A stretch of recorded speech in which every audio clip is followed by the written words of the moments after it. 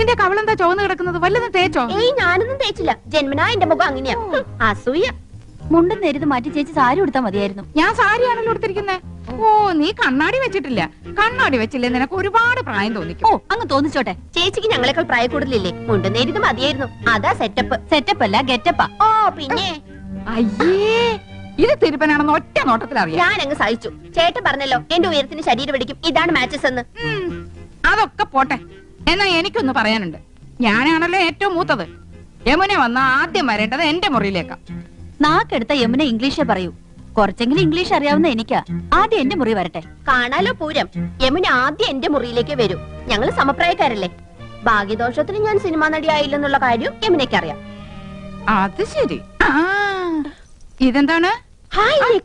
ഇതൊന്ന് കെട്ടിത്തന്നേ. എന്റെ പൊന്നും കൊടുത്ത ചേച്ചിയല്ലേ, ഇത് എനിക്ക് തരുമോ? എനിക്കിതാ ചേച്ചി. അപ്പൊ രണ്ടുപേർക്കും വേണം അല്ലേ?